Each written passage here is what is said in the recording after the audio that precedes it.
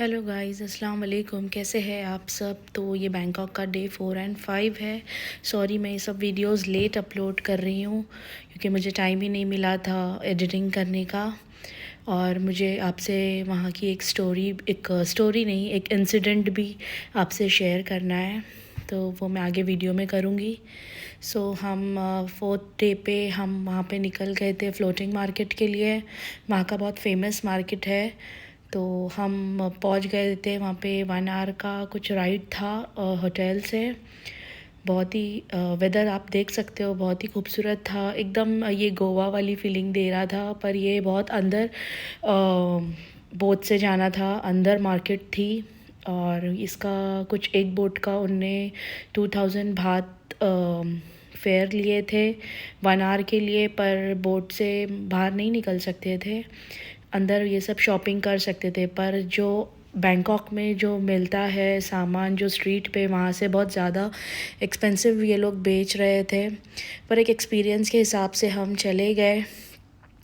और लेकिन वहाँ का व्यू बहुत अच्छा था। सब वहाँ पे अंदर रहते थे और अंदर ही एलिफेंट शो, और अगर आपको स्नेक के साथ कुछ वीडियोस बनानी है, पाइथन के साथ, तो आप वो सब कर सकते थे। वहाँ पे पता नहीं कैसे रहते हैं और बोट से ही ट्रैवल करते हैं मेन रोड, और घर भी सबके यहीं पे है। लेकिन व्यू बहुत ही अच्छा था। वहाँ पे भी मैंने ये मैंगो स्टिकी राइस ट्राई की थी। पता नहीं, मुझे वहाँ का ये वाला डेज़र्ट बहुत अच्छा लगा। लेकिन हर जगह अलग अलग टेस्ट कर रहा था, तो यहाँ का भी ओके था। यहाँ का टेस्ट करने के बाद मुझे लगा वाह ये बहुत ज़्यादा टेस्टी है, पर इसके बाद भी मैंने बहुत अच्छे अच्छे डेज़र्ट्स खाए हैं। फिर हम वहाँ से गए टाइगर वर्ल्ड। ये बहुत ही स्कैरी एक्सपीरियंस था मेरे लिए। मैं अकेली गई थी और ये वाले टाइगर्स विदाउट जो नशे की इंजेक्शंस उसके बिना थे, और ये लोग के हाथ में कुछ जंजीर भी नहीं थी, खुले टाइगर्स थे ये वाले। तो बहुत प्रिकॉशंस के साथ वो लोग ने अंदर लेकर गए थे। बहुत ही एक्टिव थे टाइगर्स। पता है, मुझे तो बहुत ही ज़्यादा डर लग रहा था क्योंकि वो रोर कर रहा था, बहुत मूवमेंट थी उसमें। फिर भी कैसे कैसे करके मैंने वीडियोस और पिक्चर्स क्लिक करवा ली। और वहाँ के जो लोग थे वो भी बहुत केयरफुल थे हर एक चीज़ को लेके। वो लोग हमेशा अपने आगे ही खड़े रहते थे और हमें पीछे रखते थे, बस उसको कुछ फीड कराते थे और कुछ सेकंड्स के लिए फिर फ़ोटो क्लिक करने की परमिशन रहती थी। ज़्यादा टाइम तक वेट भी नहीं कर सकते थे। यहाँ वहाँ पे 5 to 6 टाइगर्स थे, और वो 5 इयर्स का टाइगर था, बहुत बिग था। फिर हम वहाँ से गए ये मेकॉन्ग रेलवे मार्केट। लेकिन जब हम पहुँचे तो ट्रेन वहाँ से जा चुकी थी। फिर भी हम बस थोड़ा बहुत एक्सप्लोर किए।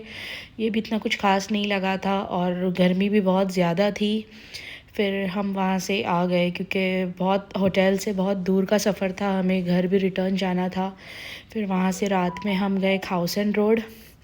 ये वाला स्ट्रीट मुझे बहुत ज़्यादा पर्सनली पसंद आया। जो जैसे नाना प्लाज़ा था वो तो मुझे बिल्कुल नहीं पसंद था, लेकिन ये वाला बहुत अच्छा वाइब आ रहा था। यहाँ पे फैमिलीज़, बच्चे भी थे।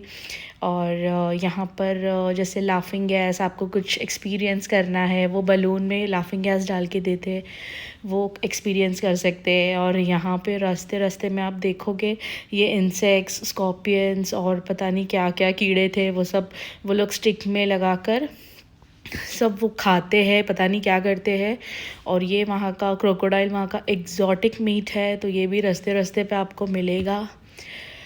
और फिर वहाँ पे ही बस ऐसे ही कि वहाँ पे रात भर हमने थोड़ा इन्जॉय किया। वहाँ पे पूरा देखे क्या क्या है। हम इंडियंस के लिए ये सब देखना बहुत ही क्रीपी लग रहा था। पता नहीं कैसे वहाँ के लोग खाते हैं स्नेक्स और क्या क्या कीड़े, आप देख सकते हो। स्नेक्स था और वो देख के ही अजीब हो रहा था। फिर हमने वहाँ पे वहाँ पे मोस्टली हम ज़्यादातर जूस, वाटरमेलन और ज़्यादातर कोकोनट जूस पे ही हम थे। फिर नेक्स्ट डे हम गए MBK सेंटर। मुझे आपसे वहाँ की स्टोरी शेयर करनी है। हम जिस दिन बैंकॉक पहुँचे उसके नेक्स्ट डे पे मेरा वॉलेट चोरी हो गया था बैग से, मेरे हस्बैंड का।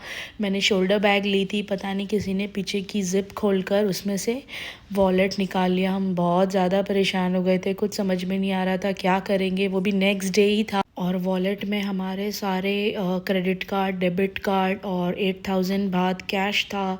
और सबसे मेन इम्पॉर्टेंट हमारा कतर वीज़ा। हम रिटर्न जाते तो भी कैसे जाते, बहुत ज़रूरी था। फिर वहाँ पे हमें MBK सेंटर में ट्रांसलेशन के लिए जाना था, क्योंकि वहाँ की लैंग्वेज, थाई लैंग्वेज, इंग्लिश भी वो लोग को नहीं आती थी ठीक से, तो हमें इंग्लिश में ट्रांसलेट करके कंपनी में अप्रूवल के लिए देना था ताकि हमें रिटर्न परमिट मिल सके। बस वही सब टेंशन के अलावा भी हमने एंजॉय किया, अल्लाह का शुक्र है।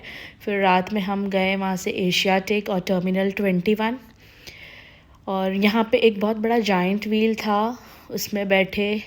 बहुत ही ज़्यादा स्ट्रेस्ड थे, पर क्या कर सकते, बच्चा साथ में था, उसको लेके रूम में बैठ नहीं सकते होटल में।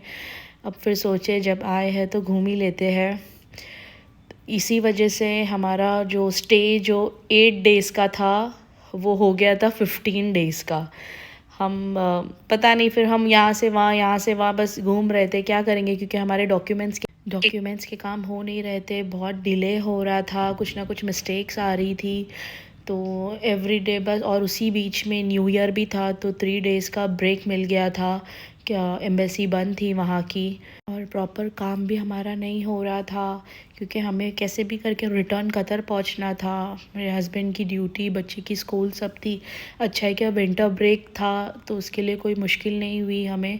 हम अपने डेट पे आ गए थे कतर। आप सोच सकते हो, आप वेकेशन पे गए हो और आपके लिए बहुत ही न्यू कंट्री है, वो न्यू करेंसी है, और सेकेंड डे ही आपका पर्स, वॉलेट कुछ चोरी हो जाता है, और मेन बात आपका visa, driving licence, credit cards, cash. अब क्या करोगे, आप सोच सकते हो हम किस स्ट्रेस में थे। और बस हमें टेंशन वीज़ा की ही थी, बस कैसे भी करके। और एक अल्लाह का बंदा हमें उसी मार्केट में मिल गया था, वो इंडियन था, उसने हमारी बहुत हेल्प की। हम उसे जीपे करते थे और फिर वो होटल तक हमें थाई बात ला कर देता था। हमारे पास ना ही डेबिट कार्ड या क्रेडिट कार्ड थे, ये जैसे हम स्वाइप कर सके या ATM से विड्रॉ कर सके। नेक्स्ट ब्लॉग में इंशाल्लाह आपको डिटेल में मैं पूरा बताऊंगी क्या कैसे हुआ था। सो अब मैं ये ब्लॉग एंड करती हूँ। Please guys do like, share and subscribe, और मैं ब्लॉग्स नेक्स्ट डालते रहूँगी इंशाल्लाह। सो टेक केयर, बाय, अल्लाह हाफिज़।